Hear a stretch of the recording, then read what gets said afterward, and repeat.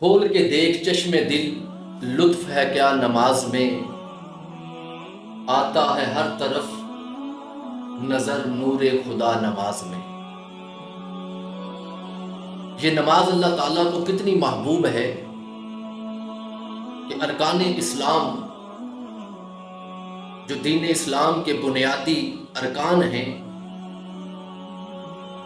ان میں نماز، روزہ، حج، زکوٰۃ۔ روزہ مسلمان پر سال میں ایک مہینہ ہے، سال کے بعد جب وہ مہینہ آتا ہے تو اس مہینے کے روزے فرض کیے گئے۔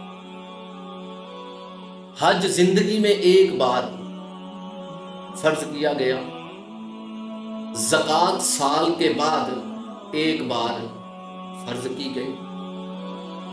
لیکن جب نماز کی باری آئی تو اللہ رب العزت نے سال میں ایک بار نہیں، زندگی میں ایک بار نہیں، بلکہ ہر روز بندہ مومن پر 5 مرتبہ نماز کو فرض قرار دیا۔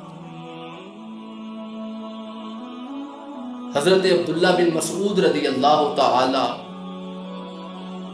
عنہ بیان فرماتے ہیں کہ میں نے ایک دن نبی پاک صلی اللہ علیہ وسلم سے سوال کیا کہ یا رسول اللہ صلی اللہ علیہ وسلم، اللہ کی بارگاہ میں سب سے زیادہ محبوب عمل کون سا ہے؟ تو نبی پاک صلی اللہ علیہ وسلم نے ارشاد فرمایا کہ وقت پر نماز پڑھنا یہ اللہ کی بارگاہ میں سب سے محبوب ترین عمل ہے۔ حضرت عبداللہ بن مسعود عرض کرتے ہیں یا رسول اللہ صلی اللہ علیہ وسلم، اس کے بعد کون سا عمل اللہ کی بارگاہ میں مقبول ہے، پسندیدہ ترین ہے؟ تو پیارے آقا نے فرمایا اپنے والدین کے ساتھ نیکی کرنا، یہ عمل اللہ تعالیٰ کو بڑا پسند ہے۔ پھر آپ فرماتے ہیں کہ میں نے عرض کی یا رسول اللہ صلی اللہ علیہ وسلم، نماز کو اس کے وقت پر پڑھنا، والدین کے ساتھ نیکی کرنا، اور ان دونوں عملوں کے بعد کون سا عمل اللہ کو زیادہ محبوب ہے؟ تو پھر نبی پاک نے فرمایا اللہ کی راہ میں جہاد کرنا۔ اللہ کی راہ میں جہاد کرنا، والدین کے ساتھ نیکی کرنا، یہ دونوں عمل اللہ کو پسند ہیں۔ لیکن ان دونوں عملوں میں سے جو سب سے زیادہ اللہ تعالیٰ کو عمل پسند ہے وہ کیا ہے؟ وہ ہے وقت پر نماز کو ادا کرنا۔ یہ اللہ رب العزت کو بہت پسند ہے۔ اسی لیے قرآن پاک کے اندر اللہ رب العزت نے فرمایا قد افلح المؤمنون الذین هم فی صلاتهم خاشعون، کہ بے شک مراد کو پہنچے ایمان والے جو اپنی نماز میں گڑ گڑاتے ہیں۔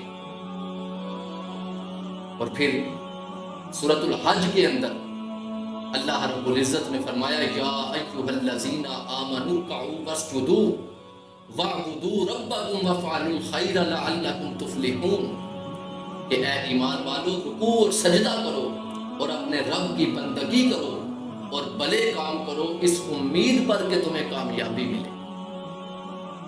اسی طرح سورۃ الاعلیٰ کے اندر فرمایا قد افلح من تزکا وذکر اسم ربہ فصلی، کہ بے شک مراد کو پہنچا جو ستھرا ہوا اور اپنے رب کا نام لے کر نماز پڑھی جس میں۔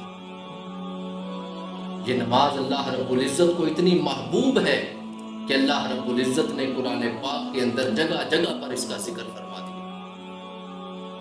اور پھر حدیث پاک کے اندر آتا ہے کہ وہ نمازی حضرت جابر رضی اللہ تعالی عنہ اس حدیث کے راوی ہیں، فرماتے ہیں کہ نبی پاک صلی اللہ علیہ وسلم نے فرمایا کہ بندہ جب نماز پڑھنے کے لیے کھڑا ہوتا ہے تو اس کے لیے جنتوں کے دروازے کھول دیے جاتے ہیں، اور اس کے رب کے درمیان، کہ وہ نمازی جو نماز پڑھ رہا ہے اور اس کا رب جو ہے، ان کے درمیان جو حجابات ہیں، جو پردے ہیں، ان کو ہٹا دیا جاتا ہے۔ جنت کے 8 دروازے کھل گئے، بندے اور رب کے درمیان جو حجابات تھے، جو پردے تھے، وہ ہٹا دیے گئے۔